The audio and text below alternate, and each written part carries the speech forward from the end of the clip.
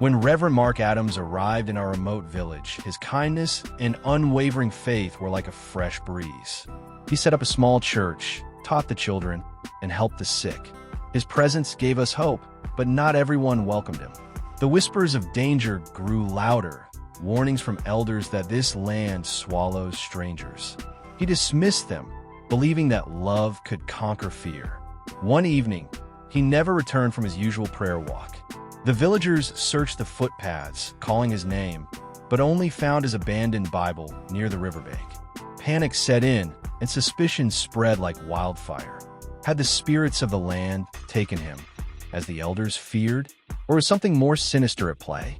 That night, I sat with his closest friends, hearts heavy with worry. Then, a chilling message came, a letter pinned to the church door with a knife. It read, "The missionary is alive. If you value his life, prepare a ransom." No police, no prayers, just money. The village was thrown into chaos. Some blamed the elders for not warning him enough. Others whispered that the kidnappers were among us. I felt a deep unease. How could such evil find its way into our peaceful home? His kindness should have protected him. Yet here we were, staring at the cruel demands of faceless criminals. That night, the church became a meeting ground for desperate discussions. The ransom demanded was impossible, 10 million naira. Who among us had that kind of money? Some argued we should inform the police, but the warning was clear. Fear held us hostage, just as much as it held Reverend Mark. I couldn't sleep, haunted by the look in his eyes when he last spoke to me. "Faith is tested in fire," he had said, smiling. But could faith save him now? Or would it only make him a martyr in the hands of wicked men? Morning came with a dreadful realization. One of our own had betrayed him. The elders had received a secret message. A young man named Bayo, once helped by Reverend Mark, had been seen whispering with strange visitors days before the abduction. I confronted Bayo myself, his eyes darting with guilt. "It wasn't meant to be this way," he muttered. He had led them to the missionary, thinking it was only to scare him, not to demand a ransom. He thought he could buy back his dignity from debts he owed to a ruthless gang. Anger boiled within me. Was this the price of kindness? Bayo had eaten at Reverend Mark's table, had received his prayers, yet he had sold him like Judas for 30 pieces of silver. A second letter arrived, harsher than the first. 2 days.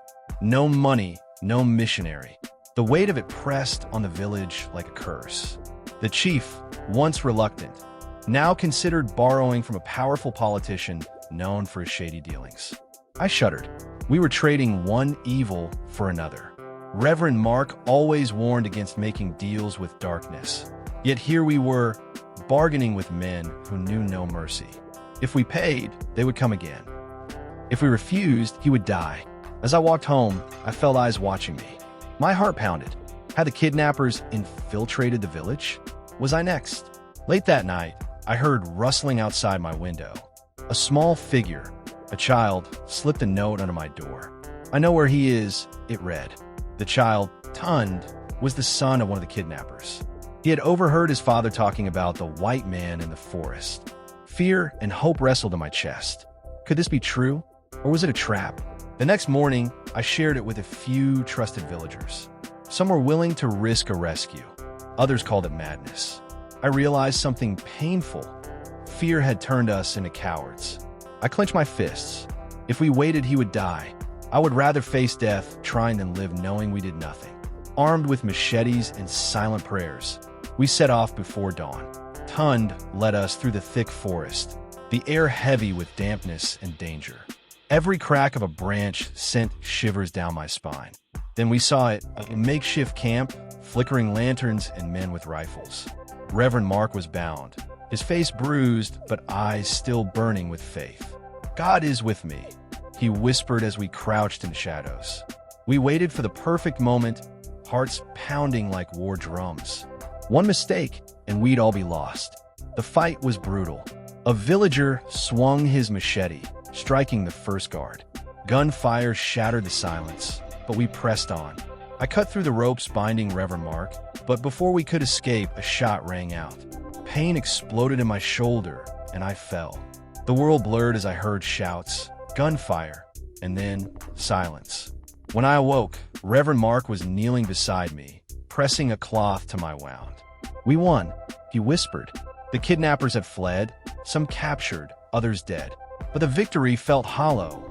Bayo lay lifeless among them. He had tried to make it right, but it was too late."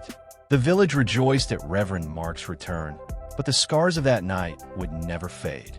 Bayo's mother wailed, torn between grief and shame. The chief, once eager to make deals with criminals, called for change. Yet, I couldn't shake the pain in my heart. Why must goodness always be tested in blood? Reverend Mark placed a hand on my shoulder. Joseph's brothers betrayed him, but God turned it for good. Even this pain has a purpose. I wanted to believe him. I needed to, but deep inside, a dark question lingered. What if next time we weren't so lucky? The ordeal changed everything. Fear no longer ruled us. The village formed a watch group, determined never to let evil take root again. Reverend Mark preached forgiveness, even for the men who had hurt him. Some agreed, others never would. Bayo's name became a cautionary tale, proof of how greed destroys. His mother, once proud, now lived in silence. One day, as I watched children play outside the church, I realized something. Evil had not won. Reverend Mark was still here, still praying, still loving. And so was I. Months passed, but the scars remained. Some nights, I still heard the gunfire in my dreams. Yet something changed in me. I no longer feared the darkness, because I had seen light overcome it. Reverend Mark stayed, though we all knew he could leave. This is my home now, I realized for the first time that faith wasn't about never facing evil. It was about standing strong despite it. And so, as the sun set over our village, I whispered a prayer, not for safety, but for strength. Because in this world, where darkness lurked, we needed more than just hope. We needed the courage to fight for it.